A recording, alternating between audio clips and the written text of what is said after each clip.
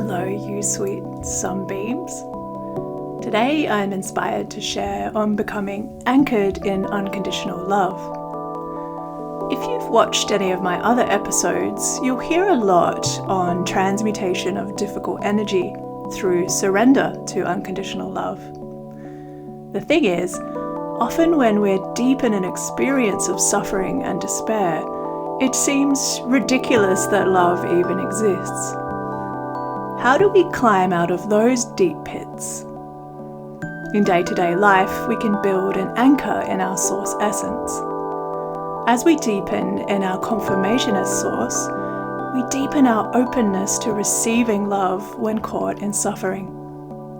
More and more, we begin to receive grace right in our hour of need. Despite the propaganda that flourishes here on earth, we do not need religion as a middle manager. The grace of Source is the cloth we are all cut from. Self-care can feel like just another thing to fail at, when our perceived problem in the first place is that we don't know how to receive love. We can cultivate turning to the love that made us. I'd like to offer you some practices towards this. The first practice I'll offer is the reminder, I am the love with which I love. I invite you to feel into this statement and decide with your own depth of discernment whether it feels true. The process of bringing forward the presence in us that discerns wisdom and truth brings us closer to intimacy with our original nature. Sit with this statement and let it work its magic on you. The second practice I offer is asking for assistance from Source and then being open to receiving it. This is the return to innocence. Approaching this as an experiment works very well. It's very important to have an intimate demonstration of how you are supported, because this is the only way we become confirmed in the knowing of it. If we just follow what other people say, then we're putting authority out into the external, and this leaves us vulnerable to false programming. If we're against the idea of a benevolent universe, but we haven't personally investigated this, then we're cheating ourselves of the possibility of receiving the best present ever. Be prepared for undigested grief to surface in these practices. It's like a cat that's been scratching at the door to go out. We spend a lot of time in soothing addiction activities in the effort to suppress our feelings.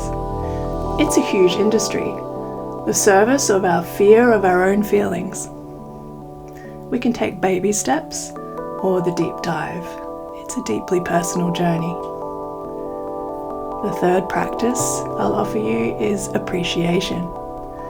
Many, if not most of us, spend our thinking hours in the antithesis of appreciation.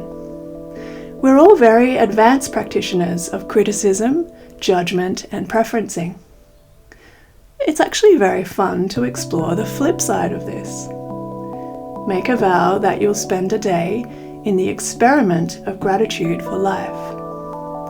As soon as you open your eyes in the morning, bring someone or something to your heart mind that you appreciate is in your life. Feel how nice it is that your body felt safe and comfy enough to sleep. As you make your breakfast, consider how many people contributed to that. Consider your clothes and shoes and plates and cups and house and pets and nature and friends and so on. You get the idea. If you forget the practice at some point during this day, it's still super valuable to notice how easily we fall back into the habit of lack consciousness. Have a little chuckle at yourself. When this happens for me, I say to myself, "Aw, I'm a cute little brainwashed human. How wonderful that I'm actually powerful enough to choose freedom." Appreciation has a tremendous snowball effect.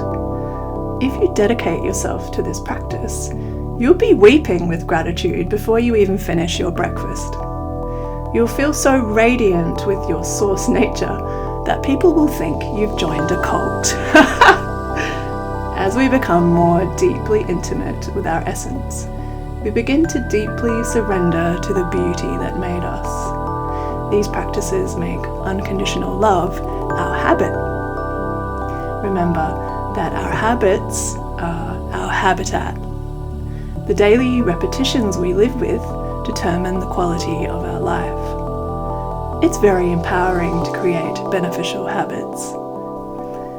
In this way, our habitat will return to being paradise.